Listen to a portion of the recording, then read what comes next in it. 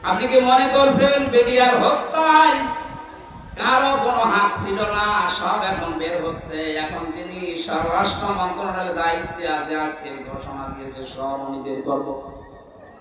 এটা তার ফেরেশতা এসে ঘটায়নি। আমি 3 বছর জেলে থাকা অবস্থায় বহু বেরিয়ারকে পেয়েছি। এই মানুষগুলোর কথা শুনলে যত কঠিন হৃদয়ের মানুষও মন নরম হয়ে যাবে, অথচ জালেমদের মন নরম হয়নি। পঞ্চগড়ের এক মুরব্বীকে পেয়েছিলাম। উনি আমার মাঝে মাঝে বলতেন, হুজুর আমার আর 1 মাস পরে আমার চাকরি শেষ হয়ে যেত, কিন্তু বিনা কারণে এই যা 14 বছর আমি আটক অবস্থায় আছি। আপনি এই লোকটা কিয়ামতে যদি বিচার দেয়, আপনি কি জবাব দেবেন? অন্যগুলো বাদই দিলাম। একটা দুইটা না, আমি প্রায় 12টা-13টা বিষয় সামনে আনতে পেরেছি। সর্বশেষ 2024-এর হাজারের উপরে গণহত্যা। পাপ যখন পরিপূর্ণ হয়ে গেছে, আল্লাহ বলেন ইন্না বাতশা রাব্বিকা লাশাদীদ। হে নবী, আপনার রবের ধরা বড় শক্ত ধরা। আমি এমনিতেই কাউকে কিছু বলি না, কিন্তু সারে ধরি করে আর ছাড়ি না। এমন ধরা ধরেছে, আমি দেখলো গাড়ি কেটে ফেলেছি। গত পরশুদিন আমার যত মামলা ছিল সব খারিজ করে দিয়েছে। আমি যখন আদালত থেকে বের হচ্ছিলাম, দেখলাম হাজি সেলিম, এর নামে হাজি লাগালে কোনো হবে 5 সেলিম। হাও মাও করে ইজলাসে কাঁপতেছে। ওর যে অপকর্মের ফেরেশতা এই 16 বছরে শয়তান এত অপরাধ করে নাই।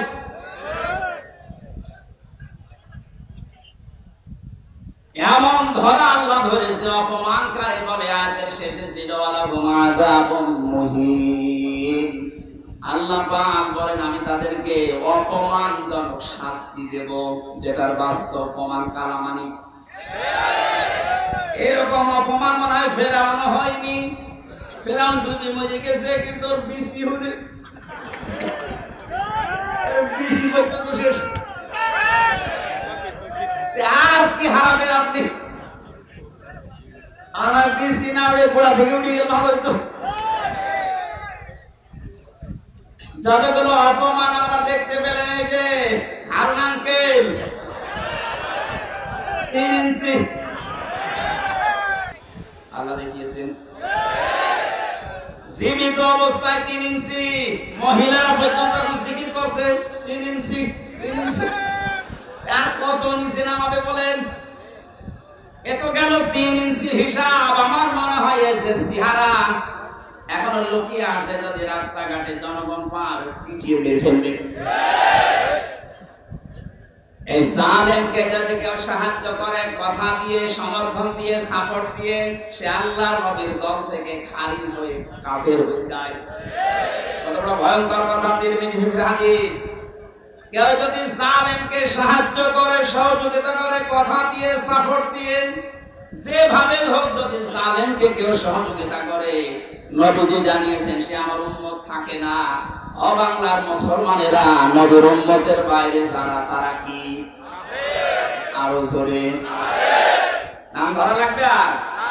সুতরাং জুলুমের সাথে যারা জড়িত ছিলেন, বাংলাদেশ জামাত ইসলামের শ্রদ্ধাভাজন আমির ডাক্তার শফিকুর রহমান ঘোষণা দিয়েছেন, আমরা সাধারণভাবে আমাদের কোনো অভিযোগ নেই, আমাদের রাজনৈতিক দল হিসাবে যত জুলুমের শিকার মাফ করে দিলাম।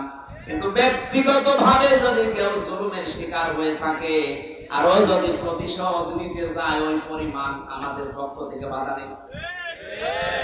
সেই হিসাবে আমি যেহেতু ভিকটিম, আমরা মাটির নিচে রেখেছিল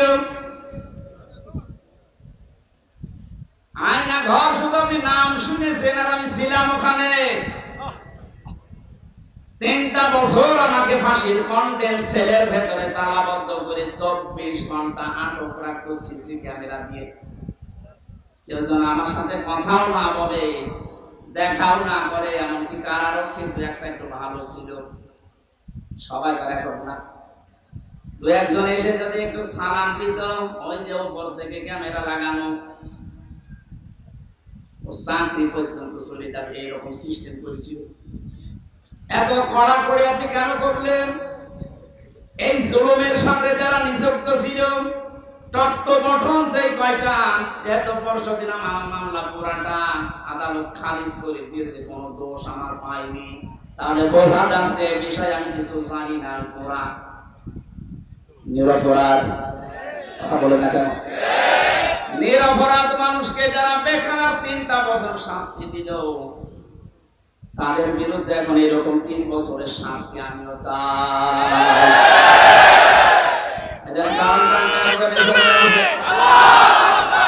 কাউন্টারিজমে যারা আছে, যে মনিরুল, আসাদুজ্জামান, ডিসি মান্নান, বাকিগুলোর নাম আমি নিলাম না, কারণ ওরা অত নিচে নামে নাই। আর একজন নেমেছিল আমার মামলার আয়ু মিজান। পরশুদিন আমি কল দিয়েছিলাম যে মামলা তো সব শেষ হয়ে গেল, খারিজ করে দিয়েছে আদালত। বিচারপতি ওটা দেখে বলছে কি দিয়ে বিচার করবো, কোনো মাল ম্যাটারিস নেই, যা সব বাদ। ওনারে বললাম এতদিন পর্যন্ত ওনারে স্যার বলতাম, এখন দেখি আমার মোবাইল পেলে আমার স্যার বলছে। হাওয়া করে কান্নাকাটি বলে কি করা লাগবে হুজুর বলেন, আমার কোনো দোষ নেই। দোষ নেই আমারে ধরার পরে আমার বাবার কাছ থেকে 10 লাখ টাকা পেয়েছিস, কয় টাকা ফেরত দেব? সবচাইতে বড় বিষয়, যেহেতু আদালতের মাধ্যমে আমি নির্দোষ প্রমাণ হয়েছে, আমার কোনো দোষ নেই। 3টা বছর আমার জীবন থেকে যারা নষ্ট করেছেন, এর সাথে যারা জড়িত ছিলেন, তাদেরও জীবন থেকে আমি 3 বছর নষ্ট করতে চাই। এইটাই নাই বিচার। এটা যদি আপনি না করেন, আগামীতে যারা আসবে এরকম হাজার হামসার নামে ওরা কারণে অকারণে মিথ্যা সত্য মিলিয়ে মামলা দিয়ে বছরের পর বছর আটক করে রাখবে। এই জন্য যে মানুষগুলো 5 বছর 7 বছর 10 বছর জেলে থাকার পরে কোনো দোষ পায় না, শেষে খালাস দিয়ে দেয়, এর সাথে যারা জড়িত মামলার আয়ু থেকে শুরু করে উপর পর্যন্ত প্রত্যেকের বিচারের আওতায় আনা লাগবে। কোন কারণে কিছুই পেলি না, ওর 10টা বছর নষ্ট করলি, তুই বড় জালেম। জালেমের কথা এই কারণে বলছি, এই কারণে শব্দটা শুনতে যত সহজ মনে হচ্ছে, বিষয়টা অত সহজ না। জালেম আল্লাহর কাছে এত ঘৃণিত, এত নিন্দিত, এত খারাপ, আল্লাহ নিজে বলেন আমি জালেমের বিরুদ্ধে নিজে বাদী হয়ে মামলা দেব। সূরা শুরা 42 নম্বর আয়াত, 25 নম্বর পারা 6 নম্বর পৃষ্ঠা 13 নম্বর লাইনে আছে, ইন্নামাস সাবিলু আলাল্লাযিনা ইয়াযলিমুনান নাস, ইলা আখির আয়াত। আল্লাহ পাক বলেন অবশ্যই আমি আল্লাহ মামলা দেব। ওই আল্লাহ নিজে মামলা দায়ের করবেন, নিজে কেস করবে, নিজে অভিযোগ দায়ের করবেন ওই সমস্ত মানুষদের বিরুদ্ধে, ইয়াজলিমুনান নাস, যারা মানুষ হয়ে মানুষের উপরে জুলুম করেছেন।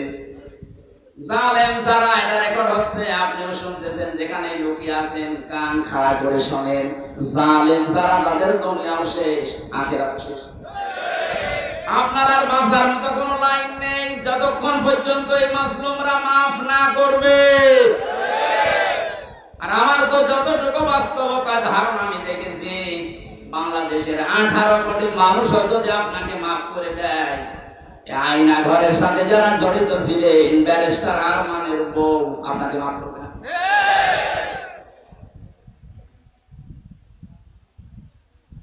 কেউ অসহায় মনে হয়তো নিজেকে, মাটির নিচে একদিকে, পেছনে হাত বাঁধা, কালো কাপড় দিয়ে চোখ বাঁধা, ডান্ডা বেড়ে দেওয়া পায়ে, মাথায় দড়ি দিয়ে 11 ঘন্টা টাঙিয়ে রেখেছে। তাহলে যদি একটা অপরাধ করতাম, মেনে নিতে পারতাম, কিচ্ছু জানি না ওই বিষয়ে। কোন পাগল, কোন ছাগল না দেশে সিরাজগঞ্জ থেকে গেছে সংসদ ভাঙবে একটা কাঁচি নিয়ে, তার পুলিশে ধরেছে, এই এখানে কি সংসদ থেকে ফেলবো, কাঁচি দিয়ে সংসদ ভাঙা যায়? বোম মারলে ওড়ে না, আর তুমি কাঁচি নিয়ে এসেছো। ওনাকে বলেছে যে আমি হুজুরের ওয়াজ শুনে উদ্বুদ্ধ হয়ে সংসদ ভাঙতে এসেছি। কোন হুজুর? আমি রামদা, ধরে নিয়ে আই। এই যে আমার অপরাধ। আমি বারবার বলার চেষ্টা করেছি 164-এ ম্যাজিস্ট্রেটের কাছে, স্যার আমার ওয়াজ আপনার মোবাইলও আছে, আপনি দেখেন তো আমি কোন ওয়াজ পড়লাম যে আমার ওয়াজ শুনে উদ্বুদ্ধ হয়ে সংসদ ভাঙতে গেল। আমার হাত বাঁধা, কিছু করার নেই। বিচার ব্যবস্থা কোথায় নামিয়েছেন আপনি? এই ব্যবস্থার কারণে হাজার হাজার মানুষের জীবন নষ্ট করেছে, দুনিয়া থেকে পর্যন্ত বিদায় করে দিয়েছে। হাজী সেলিমের যে দর্শন আছে পুরান ঢাকায়, ওখানে নাকি মাটির নিচে যেখানে অত্যাচার করতো ওখানে অনেক হাড় গোড় পাওয়া যাচ্ছে, তার মানে অনেক মানুষের মৃতদেহ আছে। শয়তান কালকে দেখলাম কাঁদতেছে, এজলাসে আমি কিছু জানি না মানে ওকে ডিম দেওয়া দরকার। জালেমদের কোন ছাড় নেই, যারা এই জালেমদের সহযোগী ছিল একটাকেও যেন ক্ষমা করা না হয়।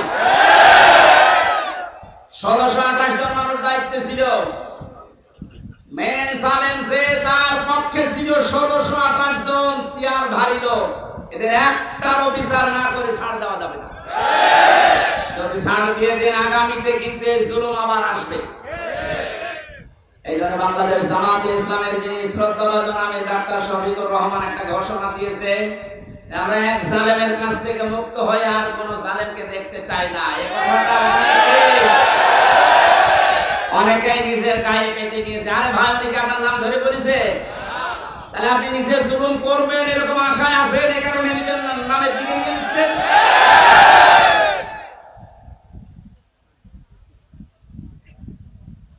জীবিত অলি দেখেননি জীবনে, মরা অলি দেখেছে। বিভিন্ন গাছতলায় আস্তানায় শুয়ে আছে মরা অলি মনে করে। জীবিত অলি যদি কেউ বাংলাদেশে দেখতে চান, কোন দরবারে যাওয়ার দরকার নেই, ডাক্তার শফিকুর রহমানের দিকে তাকাবেন, ওটা টাটকা জিন্দা অলি। আমি নিজে সাক্ষী দিচ্ছি, তার যে ইবাদতের মাত্রা, তার যে ইখলাস, দ্বীনের জন্য যে কুরবানি এবং আল্লাহর প্রতি তার যে তাওয়াক্কুল কোন পর্যায়ে আমাদের মাথায় ধরবে না। আমি 4 দিন তার সাথে ছিলাম, দেখেছি আল্লাহ মানুষকে এরকম ধৈর্য দেয়।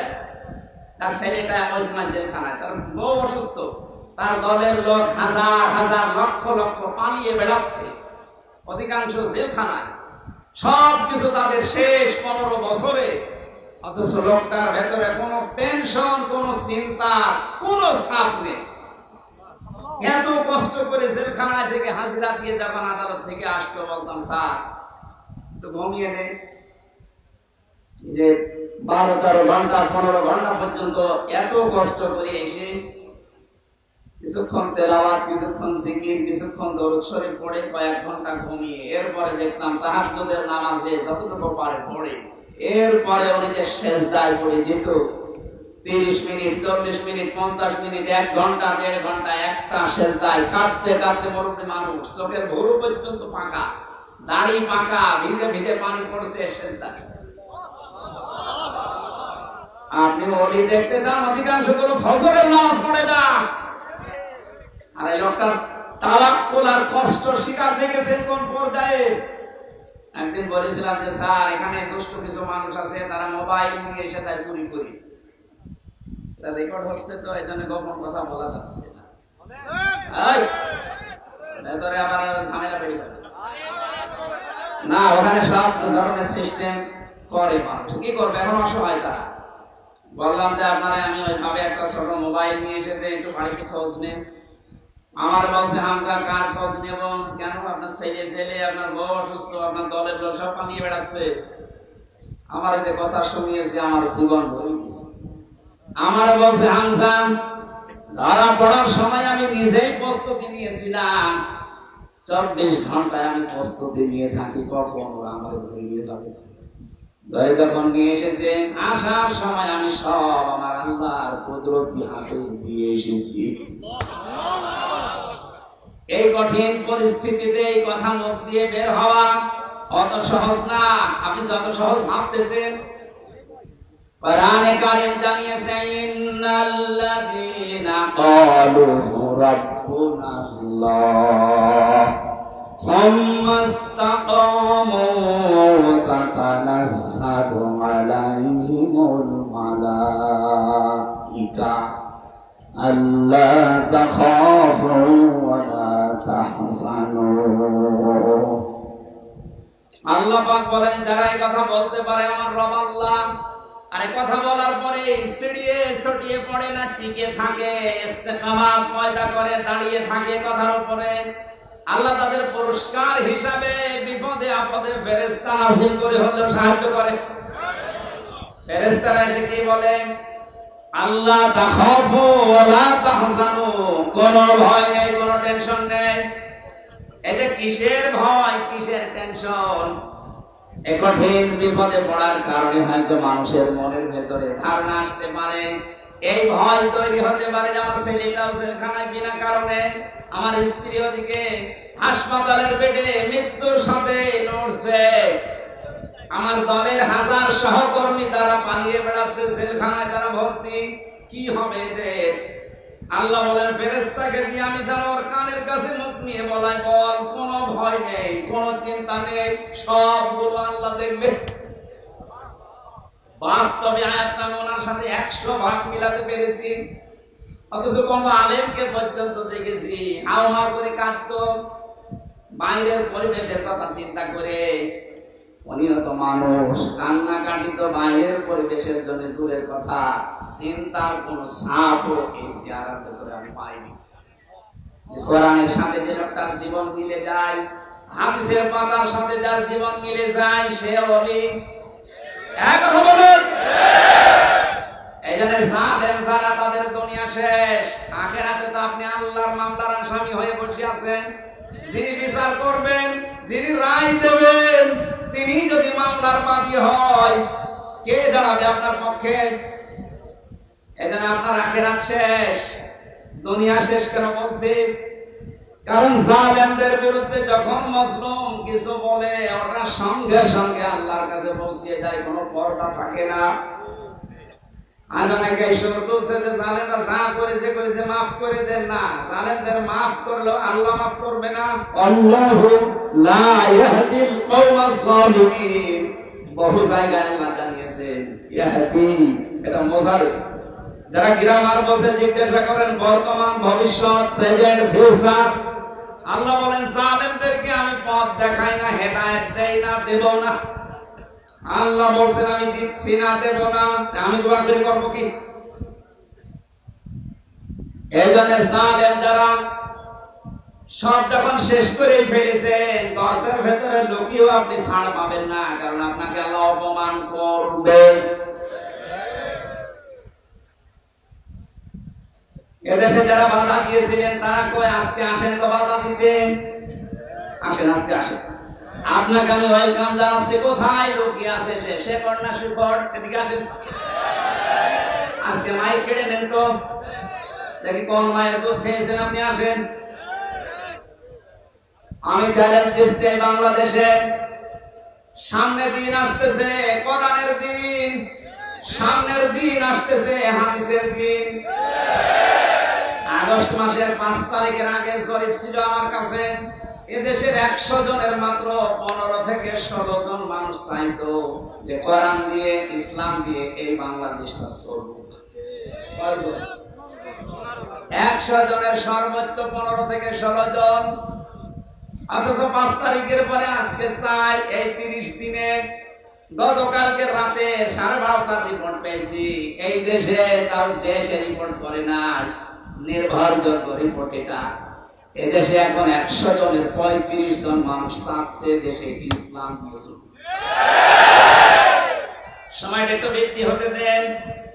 100 ভাগের 51 ভাগ মানুষ যখন চাইবে যে দেশে ইসলাম দিয়ে চলুক, কোন মহারথী আর বাধা দিয়ে পার পাবে না।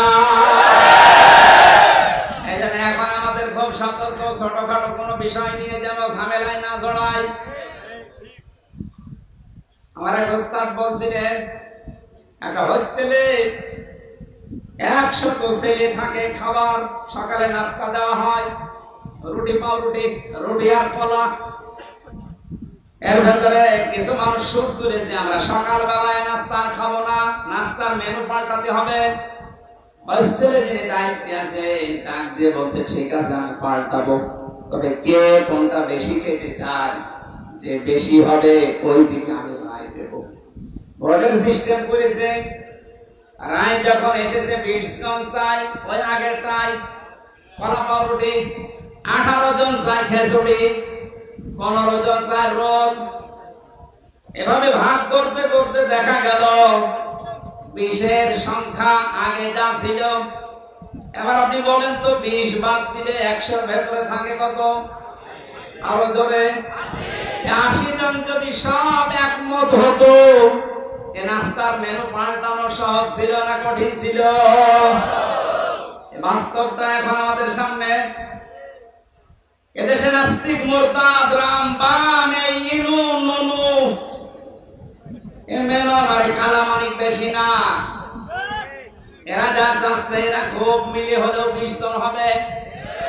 আর আমরা যারা টপিওয়ালা আমরা 80 জনের উপরে। ওই 15 জন, 18 জন, 16 জন গুলো না করে আমরা যদি সব এক হতে পারি, নাস্তার মেনু এতদিন যা চলছে এটা পাল্টানো সম্ভব। কারণ এই 53 বছরে বাবা চালিয়েছে, আমরা দেখেছি। আমি দেখি না, মুরব্বীরা দেখেছে। কারণ আমার তো 32। স্বামী চালিয়েছিল, আমি দেখি নাই, মুরব্বীরা দেখেছে। চাচা চালিয়েছিল, সকালে এক কথা বলতো, বিকেলে আরেক কথা। সেও দেখলাম 9 বছর। বউ চালিয়েছিল বিভিন্ন কায়দায়, আমিও চালিয়েছিল। এক কথা বলে না, সবার তাই দেখেছি। এখন শুধু বাকি আছে যে কোরআন দিয়ে সংসদ চললে কেমন দেখা যায়।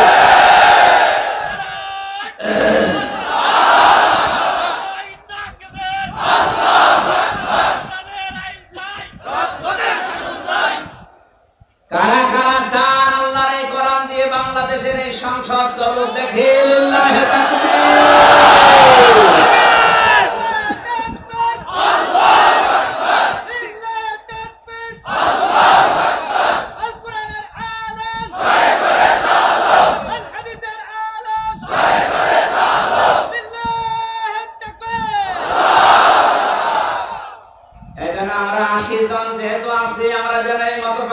ছোটখাটো বিষয় নিয়ে কেউ 15 জন, কেউ 16 জন, কেউ 18 জন, তাহলে কিন্তু ওই 20 যা এসেছে ওইটাই থেকে যাবে। কথা বলো না কেন? আমরা আর কোন ছোটখাটো বিষয় নিয়ে মত পার্থক্য করতে চাই না। আমাদের এক কোরআন দিয়ে সংসদ চলবে। এটা অনেক জালেমরা তো বুঝেছিল, পালিয়েছে। অনেক মুনাফিক এখন অনেকে মুনাফিকি করছে, বুঝতেছে, এই জন্য সুর তুলছে না। এভাবে আর চলতে দেব না। তাড়াতাড়ি তাড়াতাড়ি, কিসের তাড়াতাড়ি? আপনি কি স্বাধীন করে দিয়ে গেলেন? যারা স্বাধীন করেছে তারা যা বলবে তাদের কথা অনুযায়ী দেশ চলবে। এতে যদি 3 মাস হয়, 3 বছর হয়, 6 বছর হয়, 10 বছর হয়, হোক, কোনো অসুবিধা নেই।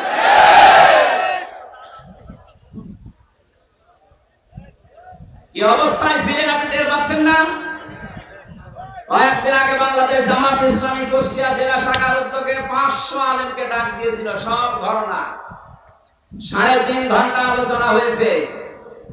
কোন বাধা নেই, যে যার মতো কোরআন হাদিস দিয়ে বলেছে। আপনি বলেন তো, আগস্টের 5 তারিখের আগে 500 না 5 জন আলেম এক জায়গায় হলে টিকে থাকতে পারতো? কোথায় ছিলেন আর কোথায় এসেছেন? মুনাফিকি করা বাদ দেন। জীবন যারা দিয়ে গেল, আজ ওদের বিরুদ্ধে অনেকে ফতোয়া তুলছে। বৈষম্য বিরোধী ছাত্র আন্দোলনে যারা শহীদ হয়েছে, এরা নাকি শহীদ না, বুক পেতে আত্মহত্যা করছে। শয়তানি করার জায়গা পাচ্ছ না। শহীদ যারা, এদেরকে যদি কেউ মুখ দিয়ে বলে যে না এরা শহীদ হয়নি, এটা পুরা কোরআনের বিরুদ্ধের কথা। সূরা বাকারা 154 নম্বর আয়াত, আলা তাকুলু লিমান ইউকতালু ফি সাবিলিল্লাহি আমওয়াত বাল আহয়াউ ওয়ালাকিন লা তাশউরুন। সূরা বাকারার 154 নম্বর আয়াতে আছে, হে নবী, মুখ দিয়ে কোনদিন এই কথা যেন কেউ না বলে যারা মারা গেছে। না, ওরা শহীদ হয়েছে, ওরা মারা গেছে, কথা বলবেন না। কারণ যারা শহীদ হয় ওরা জীবিত, কিন্তু তোমরা টের পাও না। তাই মানুষ যেহেতু মুখের পরে অন্তরে ধারণা করতে পারে, আল্লাহ ধারণার উপরে নোটিশ দিয়েছে, এই আলা তাহসাবান্নাল্লাযীনা قتلوا في سبيل الله أمواتا بل أحياء عند ربهم يرزقون সূরা আলে ইমরান 170 নম্বর আয়াত। আল্লাহ পাক বলেন, মুখে তো বলবি না, ধারণাও করবি না যে যারা শহীদ হয়েছে ওরা মরে গেছে, না, ধারণা করা জায়েজ নেই, হারাম। কেন? বালা হইয়া ওরা জীবিত। ওরা কি জীবিত? আরো জোরে বলেন, ইনদা রাব্বিহিম ইউরযাকুন, তারা আল্লাহর কাছে রিজিক পাচ্ছে। আমি কয়েকদিন আগে গিয়েছিলাম শহীদ আবু সাঈদ রংপুরে কবর জিয়ারতে এবং বাড়ি দেখতে। ওর বাবা এসে আসার পরে জিজ্ঞাসা করলাম, ছেলে মেয়ে কয়টা? 6টা ছেলে, এটাই ছোট ছিল। ও ছোটবেলা থেকে প্রতিবাদী, অন্যায় দেখলে পিছনে হাতে তারপর প্রতিবাদ করত। এত বড় জুলুমের বিরুদ্ধে প্রতিবাদ করার জন্য যেটা হাতে নিয়েছিল, কোন অস্ত্র ছিল? কি ছিল? গাছের ডাল। কালা মানিক বলছে না, ওর হাতে অস্ত্র ছিল। ডাল যদি অস্ত্র হয়, তুমি যে কলা পাতায় শুয়েছিল ওইটা অস্ত্র।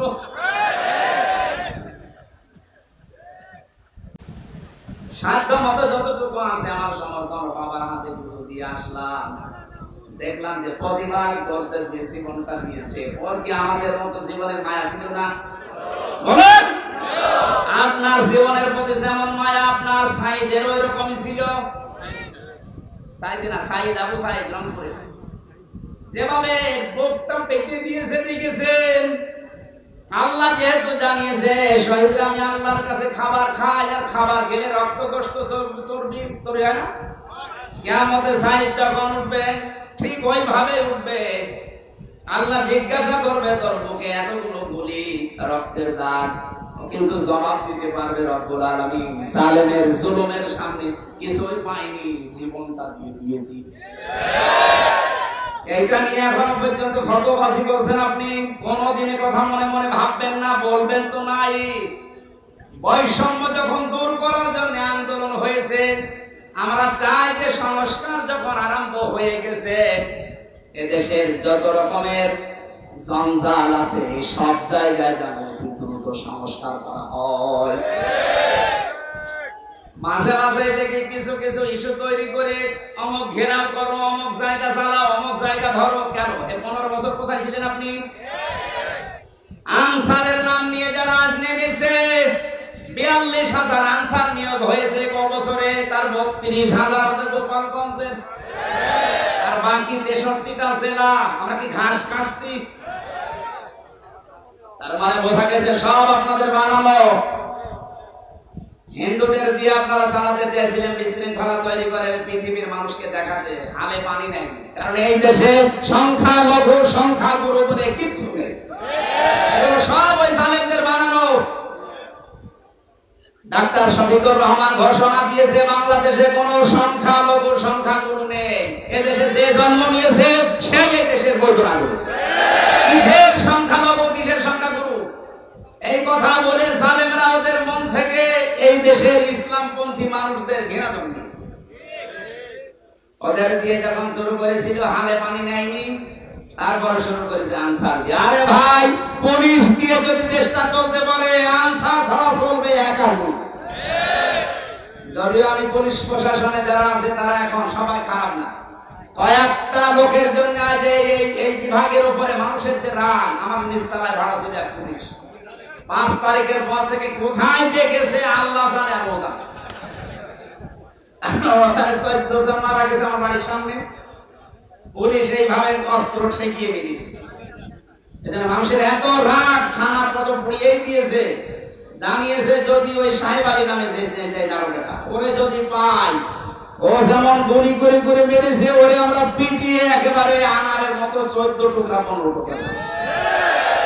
ভয়তে আজও পালিয়েছে, কালও পালিয়েছে। কিন্তু আমার বাড়িতে যে ছিল, ও ছিল রাস্তার পুলিশ, ট্রাফিক পুলিশ, কিন্তু ওই ভয়ে পালিয়েছে।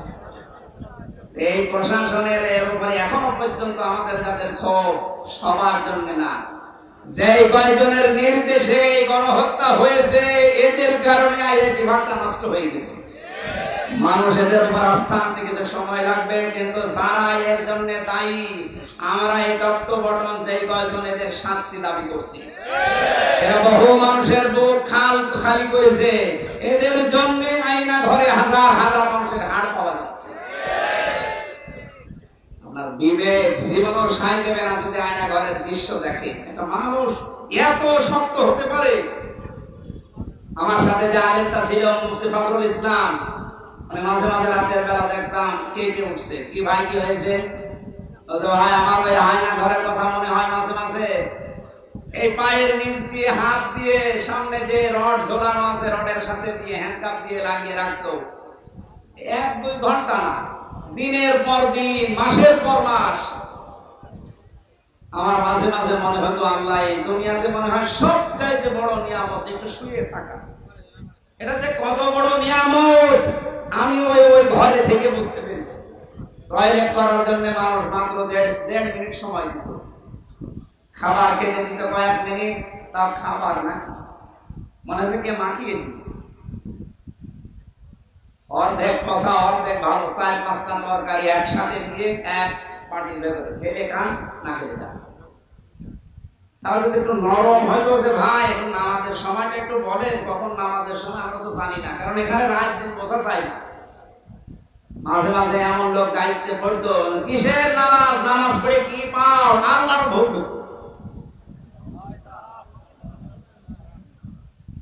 যে কয়েকজন মানুষের দ্বারা আজ পুলিশ প্রশাসনের সবার উপরে মানুষের রাগ ঝাল অনেকে মিটাচ্ছে, এই কয়েকজন মানুষের শাস্তি আমরা দাবি করছি, সবাই না।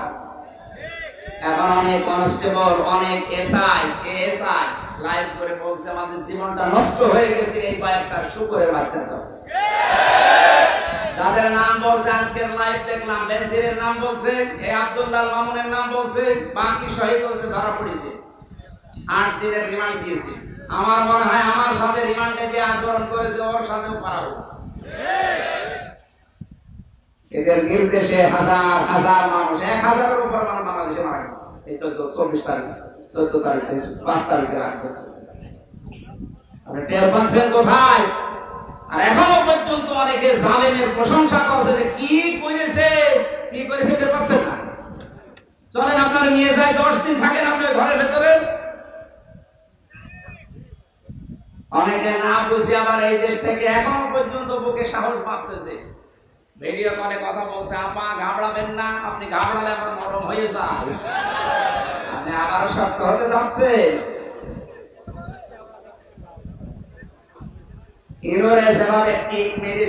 আপনি যদি এখনো শক্ত হতে চান, আপনার ভাগ্য এরকম ঠিক আছে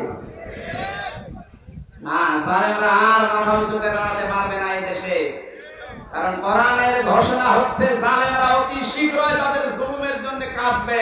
কালকে আমি হাউ হাউ করে কাঁদতে দেখলাম, হাতে পাঁচ দিচ্ছে লিখে। এদের কোন মানুষ জুলুম করবেন না, খুব মারাত্মক অপরাধ এটা। এর চাইতে বড় অপরাধ আর দুনিয়ায় নেই। তার দুনিয়াও শেষ, আখিরাতও শেষ। আল্লাহ আমাদেরকে যেন কোন জুলুম করা থেকে বাঁচান। সে পারিবারিক জীবনের জুলুম হোক, সামাজিক জীবনের জুলুম হোক, রাজনৈতিক জীবনের জুলুম হোক, সব জুলুম থেকে আল্লাহ আমাদের রক্ষা করেন, বলেন আমিন। দরুদ ও সালাম পাঠের মাধ্যমে আজকের তেলাওয়াত কিন্তু আয়াত সূরা মারিজ কয়েকটা আয়াত পড়েছি। আমার আলোচনার বিষয় হচ্ছে মুক্তিপণ। আমার বাবাকে যেমন মুক্তিপণ নিতে চেয়েছিল 10 লাখ দেন, নয়তো 50টা মামলা দেব, এরকম মুক্তিপণ সামনে আসতেছে। কোরআনে কারীম জানাচ্ছে, ও বাংলার মানুষেরা কান খাড়া করে শোনো, ওয়ালা ইয়াসালু হামিমান হামিমা ইউবাসসিরুনাহুম ইয়াবাতুল মুজরিমু লাউ ইয়াফতাদি মিন আযাবি ইয়াউমিন বিবানি। এই কারা চলে যাচ্ছে, কারা তো ওষানোর জন্য গেলে যান, বাকি ভালো লাগছে না এই মনে করে যদি কেউ কোরআনের আলোচনা ছেড়ে চলে যান, আপনি দাঁত কানের ভেজাল মুনাফিক। এই জন্য প্রসব পেলার জন্য যান, বাকি জন্য যাবেন। লাগছে এখানে কষ্ট হচ্ছে, জায়গা তো। আল্লাহ পাক বলেন, কোন শহীদের পরিচয় দিতে চাইবে না, যদিও তাদেরকে সম্মুখে হাজির করা হবে, বন্ধু বন্ধুর পরিচয় দেবে না। এমনকি অনেক মানুষ আছে নিজের অপরাধ থাকতে মুক্তিপণ হিসাবে বাঁচার জন্য নিজের সন্তান পর্যন্ত আল্লাহর কাছে বলবে আল্লাহ মুক্তিপণ হিসাবে দিয়ে দিলাম। বলে নাউজুবিল্লাহ।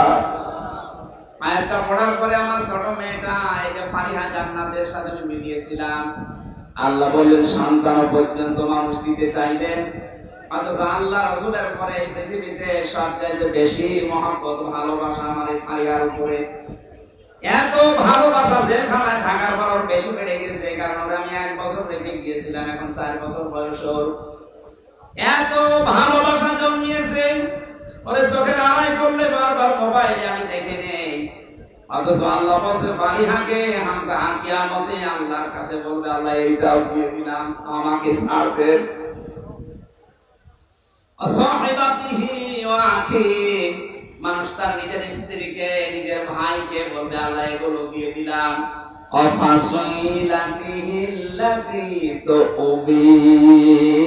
নিজের জ্ঞাতি গোষ্ঠী, নিজের দলের লোক, রাজনৈতিক আশ্রয় যারা, সামাজিক আশ্রয় যারা, পারিবারিক আশ্রয় যারা তাকে দিত, এই গোষ্ঠীর লোক পর্যন্ত মানুষ বলবে আল্লাহ সব দিয়ে দিলাম।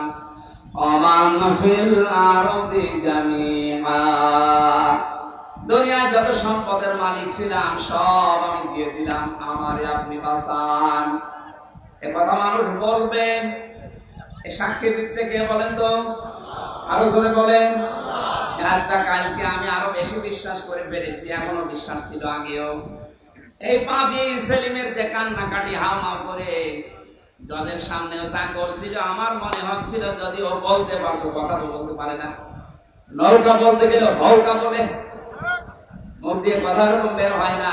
যদি কথা ভালোভাবে বলতে পারতো তাহলে বলতো দশ সাহেব আমার যত সম্পদ আছে সব আমি দিয়ে দিলাম, আমার এই মামলা থেকে মুক্তি দেন। কিয়ামতের ময়দানে তো মানুষের বিরুদ্ধে মামলা হবে, কি হবে বলেন বলেন?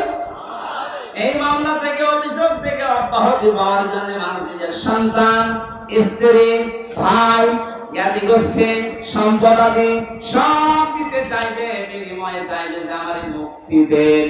আল্লাহ বলেন কাল্লা ইন্নাহা লাযা,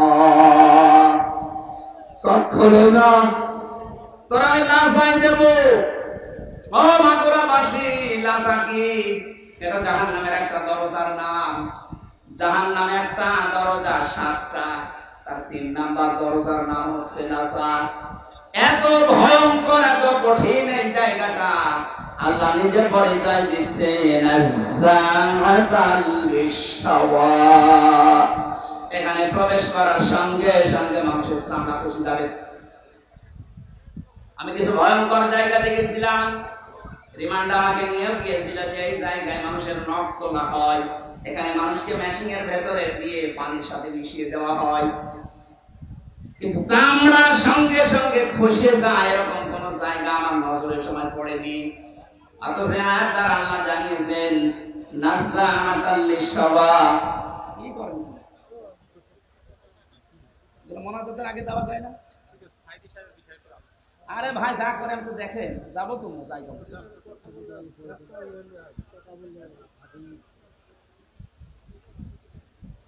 নাযাআতাল লিশাওয়া দিয়েছেন আল্লাহ। এই ঘরটা এমন ভয়ঙ্কর ভাবে আল্লাহ বানিয়েছেন, প্রবেশ করার সঙ্গে সঙ্গে আপনার চামড়া গুলো আগে খসে পড়ে যাবে।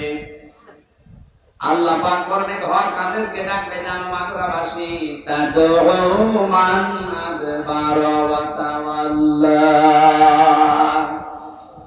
এই লাজা নামে জাহান্নামের দরজা দিয়ে আল্লাহ তাদেরকে প্রবেশ করাবে, আর দরজা তাদেরকে ডাকতে থাকবে যারা সত্যের আহ্বান শোনার পরে অহংকার করে ঘাড় ঘুরিয়ে এতবার করে চলে গেছে। আর বাংলাদেশে এই প্রকৃতির মানুষ বেশি।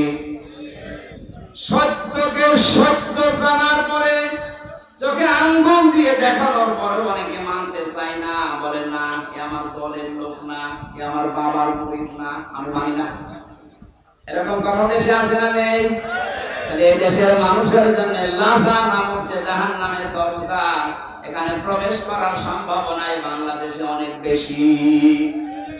যারা সত্যকে সত্য জানার পর অহংকার করে ঘাড় ঘুরিয়ে নেন, যারা এতবার করেন যারা সম্পদ আদি জমা করে রাখে আর এগুলো সংরক্ষণ করা যায় কোন কায়দায় সেই চিন্তা ভাবনায় মেতে থাকে। তাকান বাংলাদেশের দিকে, টাকা রাখার জায়গা হয়নি, বানিয়েছে বেগম পাড়া। ও মনে করেছিল এটা আমার সংরক্ষিত থাকবে, জমা করার পদ্ধতি দেখেছেন। একটা প্রকল্প চালু করেছে, 10 কোটি টাকা, 2 কোটি খরচ করে 8 কোটি খায়। একবারে তো হয় না, 4-5 বার করে ওইটা করে। যেখানে 10 কোটি টাকা হলে হয়ে যাওয়ার কথা সেখানে 35 কোটি টাকা লাগায়। এভাবে টাকা পয়সা এমন ভাবে ওরা জমা করে, জায়গা পায় না তখন বাইরের দেশে রাখে, সুইস ব্যাংকে রেখে আসে। এই চরিত্র যাদের ছিল এই মানুষগুলোকে লাশা ডাকবে। কি হয়েছে আপনার সম্পদ দিয়ে? কি হয়েছে আপনার সম্মান দিয়ে? এখন যে অপমান আল্লাহ আপনাকে করেছে, আপনার সম্পদ কাজে আসছে না, আর সম্পদ গুলো বিপদের কারণ হয়ে দাঁড়িয়েছে।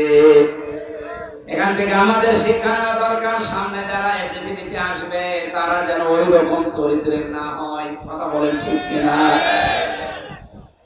কিন্তু যে মানুষগুলো দিনের জন্য জমা করেছিল, একদিকে দুনিয়া জমা করা, আরেকদিকে ইসলাম জমা করা।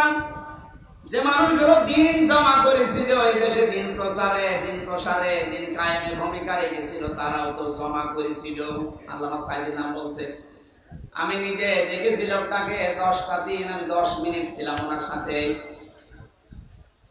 মানুষটার যে আমল আখলাক আর যে হাসি, অনেকে বলছে মরে গেছে না, মরণ শহীদ হয়েছে, কারণ ওনাকে মেরে ফেলা হয়েছে। ওনার মুখের ওই হাসি প্রমাণ করে যে ওনাকে মেরে ফেলা হয়েছে। এর পেছনে আন্তর্জাতিক কিছু ষড়যন্ত্র আছে। যারা মেরেছেন যদি সত্যতা প্রমাণ করতে চান, ওই ডাক্তার মোস্তফা জামানকে নিয়ে আসেন। ওরা ডিম দেওয়া লাগবে না, শুধু ডিম দেখাবেন, সব বলে ফেলবেন।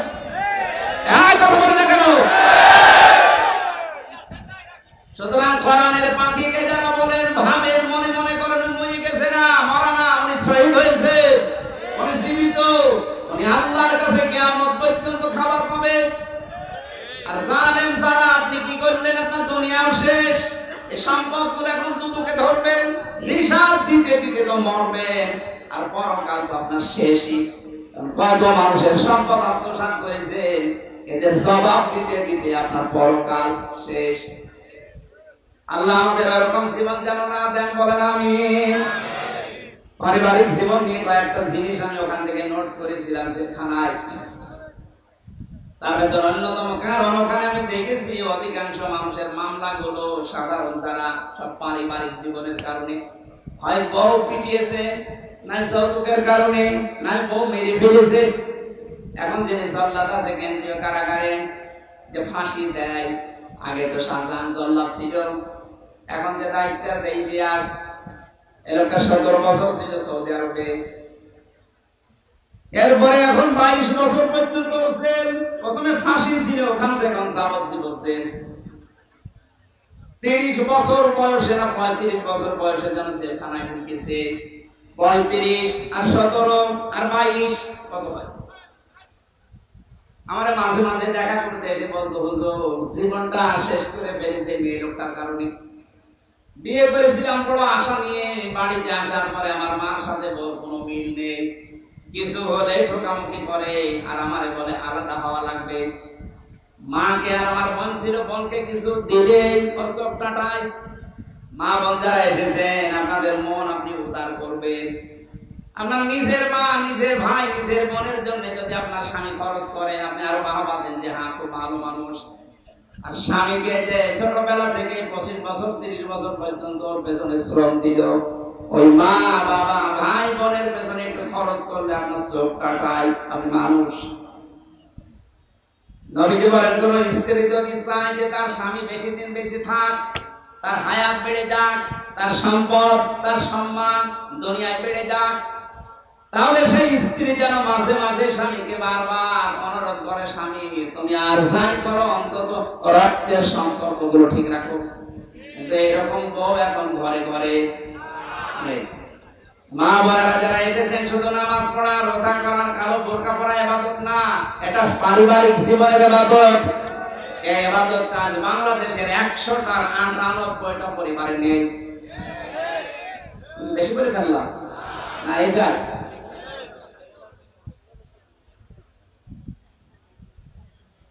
রাঙ্গামাটি গিয়েছিলাম 18 সালে, লঙ্গত থানায়। আসার সময় আমার বছর চলেন বৃদ্ধাশ্রম দেখে আসি। যে দেখি এক কলেজের প্রফেসর মায়ের পা ধরে কাঁদছে। ডাক দিয়ে বললাম, স্যার কি হয়েছে? আমাকে পরিচয় করে দিলেন নিজের এক কলেজের স্যার। মা পাকে ডাক দিচ্ছে, সন্তান আমি যখন মারা যাব তখন আমার মাথার উপরে ফ্যানটা তুই পাল্টিয়ে নতুন ফ্যান লাগিয়ে দিবি। ছেলেটা প্রশ্ন করেছে, মা তুমি তো মরেই যাবা, তখন আবার ফ্যান কি হবে? মা বলে, বাবার আজ 3 মাস আমি এখানে আছি, এই ফ্যানটা ঘোরে না।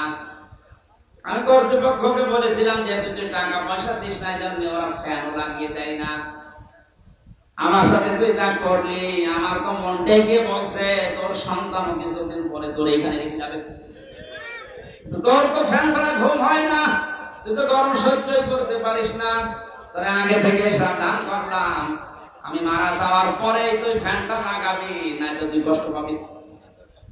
এই অবস্থায় দেখলাম ওর মা মরে গেল। হাও মাও করে কেটে বলছে, হুজুরের দোষ আমারে দেবেন না, একাই দোষ আমার বউ। আমার দুইটা বাচ্চা আছে, সব সময় আমার পেছনে লেগে থাকে আমার স্ত্রীকে। এই বুড়িকে যদি বাড়ি রাখো তোমার ভাত আমি খাবো না। বাধ্য হয়ে আমি তালাক দিতে পারি না আমার সন্তানের দিকে তাকিয়ে। শেষ পর্যন্ত মাকে আমি রেখে এসেছিলাম বৃদ্ধাশ্রমে। ছোটবেলায় আমার বাবা মারা গেছে, বহু কষ্ট স্বীকার করে আমাকে কলেজের প্রফেসর বানিয়েছিল আমার এই মা। কিন্তু স্ত্রীর ছোট মনের কারণে আমি আজকে তারও বাড়িতে রাখতে পারি না। আজকে আদরে অনাদরে সেবা না পেয়ে শেষ পর্যন্ত মাটা আমার মারাই গেল। দুনিয়াতে নাম ধরে ডাকার মতো আমার আর কেউ নেই। মাগুরাবাসী মা বোন যারা এসেছেন, আপনাদের জন্য পারিবারিক জীবনের একটা কথাই বলছি। শুধুমাত্র ওই কলেজের প্রফেসর রাঙ্গামাটির উনি না, এখানে হাজারো মানুষ আমরা ঠিক ওই অবস্থায় পরিবারে আছি। মনটা একটু উদার করেন না কেন? একটু মনটা ছাড় দেন, কেউ তো থাকবেন না। 100 বছর পরে আমরা এখানে কেউ থাকবো না, নতুন মানুষ এই জায়গা চাষ করবে। কথা বলে না কেন? আমরা যেন ধরা না খায়া বেড়াতে, ওইরকম জীবন ওইরকম তৈরি করা দরকার আমাদের সবার। এখানে পারিবারিক জীবনে ওনার যা দেখলাম এই আছে, ওই লোকটার জীবন তো শেষ হয়ে গেল একটা মেয়ে লোকের কারণে। ওদের শেষ পর্যন্ত ঘ্যান দেখে একদিন একটা থাপ্পড় দিয়েছিলাম, ও ছাতা গেছে বই। এই কারণে আমার এখন যা বলছে বলেন তো, যে লোকটা 35 বছরের ছেলে ঢুকেছে, 17 বছর সৌদি আরবে কাটিয়েছে, 22 বছর জেল খাটবে, বের হয়ে আর কি করবে? খুব বড় একটা না, সামান্য একটা পারিবারিক বিষয়ে।